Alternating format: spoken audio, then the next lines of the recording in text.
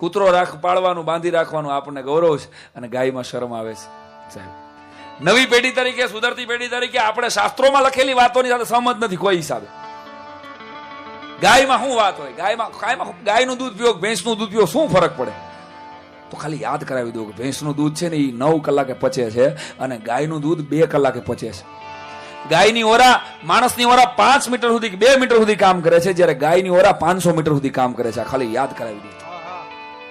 વિશ્વના વૈજ્ઞાનિકોએ આ સાબિત કરેલી વાત તમે કદાચ શાસ્ત્રોનું ન માનો, પણ વૈજ્ઞાનિકો તો માનો ને. હવે તો એવું છે કે અમેરિકાથી, લંડનથી કોઈ સર્વે કરીને આવે ને ત્યાં આપણે માનશું. હા, હું કહું છું એટલે તમે નહીં માનો. ભારતના શાસ્ત્રો કે છે એટલે નહીં માનીએ કે આ ગાયમાં ઈ તાકાત. આ તમે જે જોઈ રહ્યા છો એ ગીર ગાય છે, કાઠિયાવાડની અસલ ગીર ગાય. વિશ્વના નકશામાં ભલા માણસ આપણી જે કાઠિયાવાડની ગીર ગાય છે, આવી ગાય જેવી ભોળી, એની ગાયમાં જે કરુણા છે એવી કરુણા તમે ગોતી આવી દો તો હું તમારો ગુલામ. તમારા ઉત્તર ગુજરાતમાં કાંકરેજ ગાય છે, અને અહીંયા આ ગીર ગાય છે.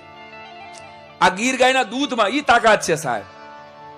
ક્યારેક નવરા પડો ને તો ખાલી ઇન્ટરનેટ ઉપર સર્ચ કરજો. આ જેટલા જુવાનિયા બેઠા છો એને કહું છું, 1965ની સાલમાં કૃષ્ણકુમાર સિંહજી, જે 3 વાતો મેં મારા રંગકસુમલ ગુજરાતી પુસ્તકમાં લીધી છે, મેં સંશોધન કરી એવો મારો દાવો નથી, પણ મેં ભૂલી ગયેલી વાતોને યાદ કરાવી છે. ભાવનગરનું છે કોઈ આમાં? ભાવનગર વાળા કોઈ બેઠા હોય તો કદાચ, વાહ, 10-20 જણા છે. કૃષ્ણકુમાર સિંહજી ભાવનગરના મહારાજા, અને એની પાસે 500 આ ગીર ગાયો હતી, જે આમાં તમને દેખાય છે, લાલ રંગની ગીર ગાય. 500 જેટલી ગીર ગાયો કૃષ્ણકુમાર સિંહજી પાસે હતી. ને 1965માં પેલું રજવાડું સરદાર પટેલને કૃષ્ણકુમાર સિંહજી આપે. પછી સાહેબ સીડ નામનો એક ધોળિયો બ્રાઝિલથી એનો મહેમાન થાય, અને સીડ એમ કે મહારાજ મને કોઈ એવી ભેટ આપો કે મારો દેશ તમને યાદ કરે.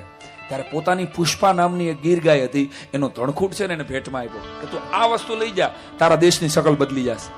અને ઈ બ્રાઝિલના સીડ નામના ધોળિયાએ બ્લેન્ક ચેક ઉપર એમ કીધું મહારાજા લખવા હોય એટલા રૂપિયા લખી લ્યો.